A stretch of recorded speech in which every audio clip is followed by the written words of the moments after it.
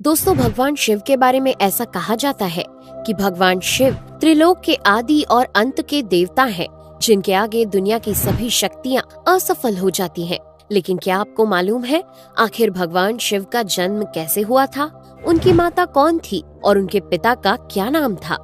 उन्होंने किससे अपनी शिक्षा प्राप्त की थी और किस किस को शिक्षा का दान दिया था?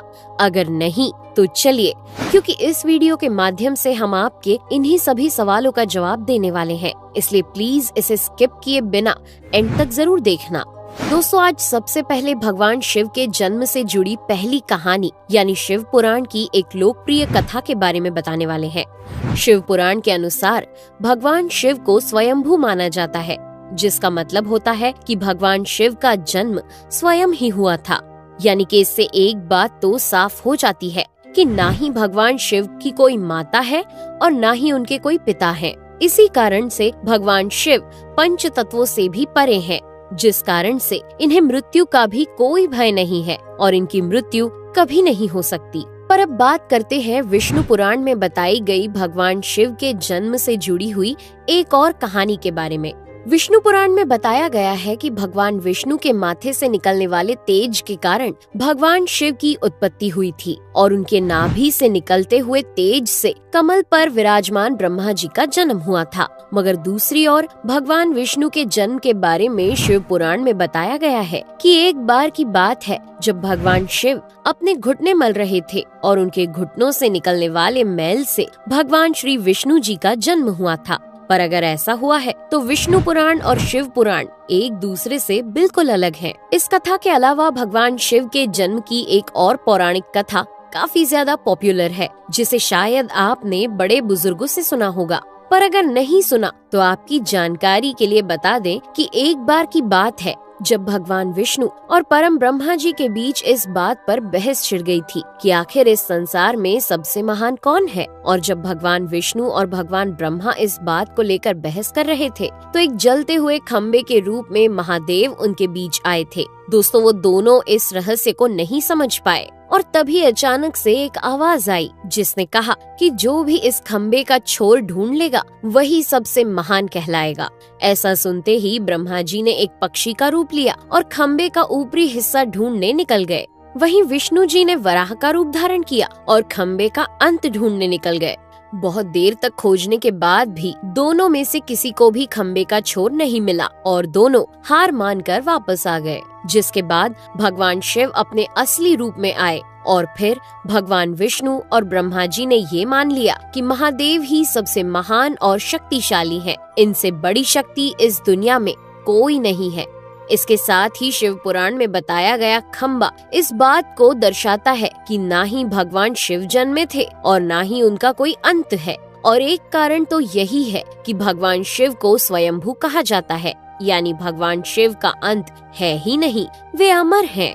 अब हम बात करते हैं भगवान शिव से जुड़े एक ऐसे विषय के बारे में जो सबसे ज्यादा प्रसिद्ध है कि क्या भगवान ब्रह्मा भगवान शिव के पिता हैं? जी हाँ, इनकी ये कहानी लोगों के बीच काफी प्रसिद्ध है। तो आपको बता दें कि आखिर किस प्रकार भगवान शिव ने ब्रह्मा पुत्र के रूप में जन्म लिया था। इसके पीछे विष्णु पुराण की एक पौराणिक कथा है, जिसके अनुसार जब धरती, आकाश, पाताल या कहें पूरा यूनिवर्स जलमग्न यानी पानी में डूबा हुआ था, तब भगवान विष्णु के अलावा कोई भी देव या प्राणी इस संसार में नहीं था। तब केवल विष्णु ही जल सतह पर अपने शेष नाग पर लेटे हुए नजर आ रहे थे। जिसके बाद उनकी नाभि से कमल की डंडी पर ब्रह्मा जी प्रकट हुए और जब भगवान ब्रह्मा और भगवान विष्णु इस यूनिवर्स से संबंधित बातें कर रहे थे तब भगवान शिव प्रकट हुए, जिसके बाद ब्रह्मा ने उन्हें पहचानने से इनकार कर दिया। इस कारण से भगवान शिव रूठ गए और उनके रूठ जाने के कारण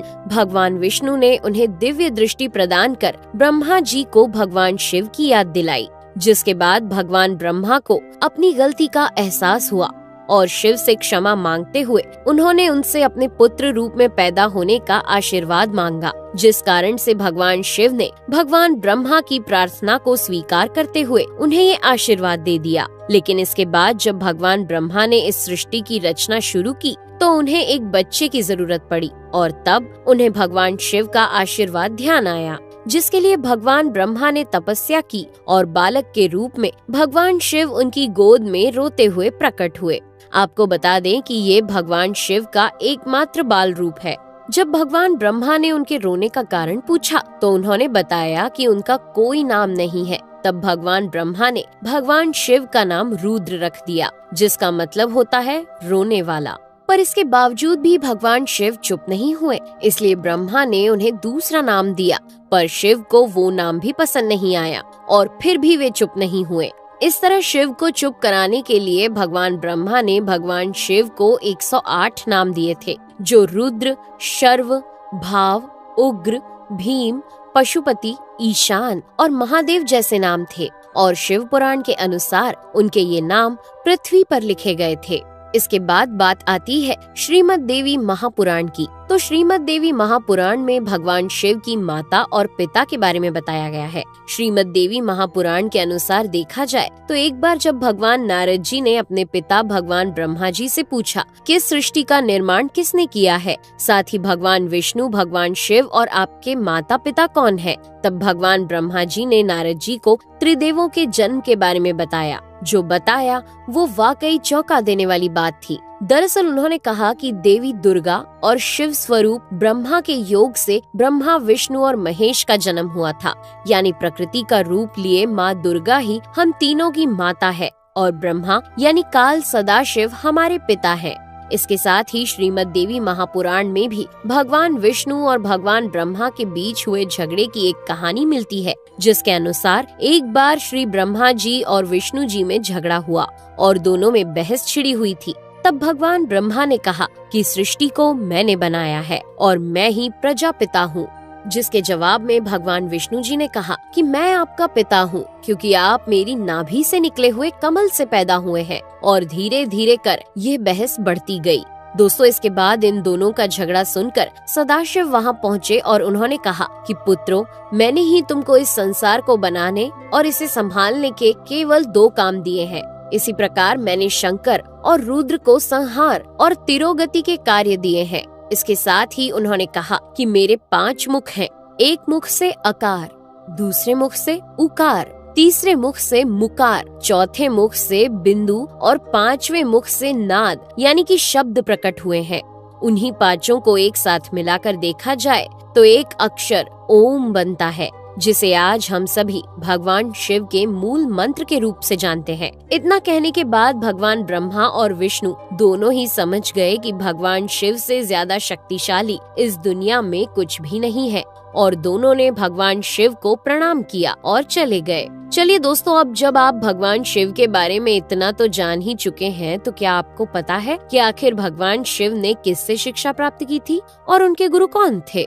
हम जानते हैं शायद ही इसका जवाब आप में से किसी को पता होगा, पर जिन्हें नहीं पता उन्हें बता दें कि भगवान शिव स्वयं इस संसार के गुरु माने जाते हैं, जिन्होंने इस संसार में गुरु शिष्य की परंपरा की शुरुआत की थी। लेकिन अगर सवाल आता है कि आखिर भगवान शिव किसके गुरु थे, तो आपको जरूर जान लेना चाहिए कि हिंदू धर्म के ग्रंथ कहते हैं कि ब्रह्मा जी और शिव जी इस संसार के सबसे पहले गुरु हैं, जिन्होंने गुरु शिष्य के इस रिश्ते की शुरुआत की थी।